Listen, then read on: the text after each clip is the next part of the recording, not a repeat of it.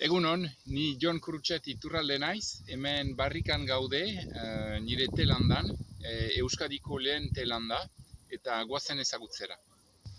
Hasi baino lehen nahi nuen aipatu Mari Iturriaga Daño Beitiaren istorioa, irakurri baitut bere istorioa eta inspiratun nauelako. Emazte xuarra zen, bere garaian euskararekin oso konprometitua, eta bere lanaren bitartez, gizarte laguntzaile gisa, laguntza eta sostengua eman zion Euskal Diasporari Belgikan. Ni ere Euskal Diasporaren semea izanik, gustatu zait bere istorioa, ni behe Nafarroakoa naiz jatorriz. Beraz, proiektua nola sortu zen, ni jatorriz ingurumen aholkuaria naiz, eta aldaketa klimatikoa asko interesatzen zait, eta hori buruzko tailerrak emaiten ditut. Eta, nire lanaren bitartez ere Indian egon naiz asko, eta hango tribu nekazariekin.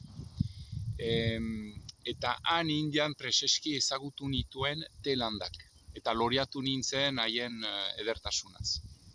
Eta gero aztertu nuen gaia eta ulertu nuen hemen Euskal Herrian baditugula Europan baldintzarik onenak. Euria, ezetasun handia, lur azidoa, Camellia sinensis, hau baita landaretearen landarea, justu behar duena. Orduan hemen baduzuen nire barrikako landa, hemen badira 1000 landare, eta Herrigoitin, Bizkaiganeko auzoan, baditut beste 1200 landare 2022tik landatu nituenak. Landare guzti horiek Bretañatik ekarri ditut, eta jakin behar da Europan badirela olako proiektu sendoak, telandak, Bretañan, Eskozian, Galizian, eta orain iparraldean ere badira, 2022tik sortu dira 10 bat, eta orain Bizkaian hemen lehena. Beraz, hemen ditugu aurten landatu ditudan landareak, urte batekoak eta bikoak, eta Herrigoitin ditudanak, 2 urte gehiago gaituzte, orduan handiagoak dira. Eta erakutsiko dizuet bat, beraz, landarea Camellia sinensis da.